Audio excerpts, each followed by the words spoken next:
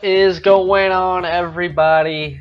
Want to get after it early on and often. We're going to get into a preview or a prediction, if you will, of the NFL draft.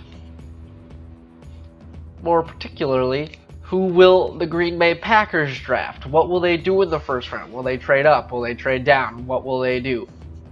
Personally, I think they are going to trade up. I think they are going to trade up. I think they will go from about 14 to 5 to 7 range. I think they will make a move for Denzel Ward. I think Denzel Ward is too big of a asset for the Packers to pass up, if you will. Denzel Ward has proven time and time again that he has great on-the-ball defense. He's got great speed. He's got great leaping ability. He is shorter, but he makes up for that with a ridiculous vertical. And he also ran like a 4.32 40, and that is the type of guy that the Packers need on defense. They need a burner. They need a guy that's going to be able to keep up with these big-time wide receivers and be able to play physical on the ball, off the ball, whatever you want to call it.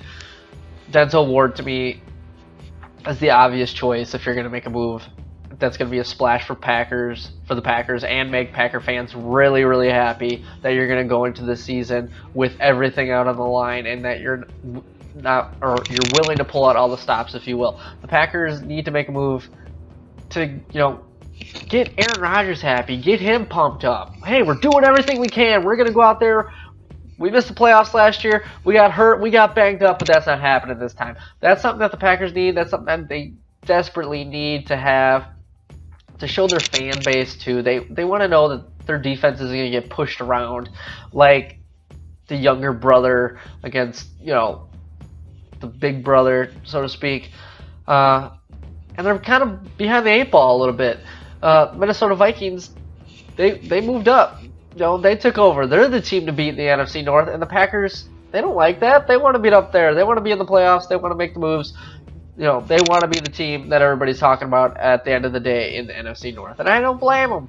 They should be there. They have Aaron Rodgers versus Kirk Cousins. I mean, come on. It's an easy choice. Let's go. Let's get back into the playoffs. Let's get to the Super Bowl, and let's move forward. Option 2, who do they take? If they stay around 14, I could see them, picking Josh Jackson. A lot of people say that's a little bit early for Josh Jackson. I like the Josh Jackson pick. I know a lot of people are like, oh, he ran like a 4.55 at the combine. Please. He's not Ladarius Gunter, who ran like a 4.7 at the combine. It was just ridiculous and stupid. Josh Jackson, like a high 4.4s, mid 4.5s, 40-yard dash. Very tall. The one thing that he's got to knock against him is that in his sophomore year, that was like a breakout year. The year before that, I think he was like a special teamer. Josh Jackson, he's tall, he's physical, plays on the ball. He's not going to let those big wide receivers be able to push him around. He's just as big as they are. So that is option number 2, guy out of Iowa. But the thing is, he only played 1 year. Can he repeat? Can he grow on that? Because he's even playing alongside Kevin King, another big cornerback. He's going to play with some veterans, Devon House, Jamon Williams. The Packer defensive backfield doesn't look too bad. I could see them also going after the linebacker from Georgia. His name is fleeting me, but watching him in the college football playoff, he was a beast. Guy has great lateral movement. Great tackler. He's not going to let people slip through your fingertips. I like it. Who else do I think the Packers could draft? Davenport, the guy from San Antonio. That guy, he's got very similar combine numbers to Jadeveon Clowney. Is he Jadeveon Clowney? I don't know. Is Jadeveon Clowney what everybody thought he was going to be? I don't think so. I don't think he's lived up to that potential yet. But I think Marcus Davenport could be a potential game changer for the Packers on the end line. He did play in the Senior Bowl, and I think he had like a sack and a half against like Baker Mayfield and stuff like that. So you can't completely discredit that, even though he played in I think it was like a D2 school. You can't discredit that, and that's still impressive nonetheless. And he's not going to be getting the hype unless he's worth it. And I think it's worth exploring. I think it's worth going into. I think the Packers would be wrong if they did, kick the tires on it a little bit. I mean, but it kind of makes you think, why in the hell was he in a D2 school when he had all this potential and all this in the world?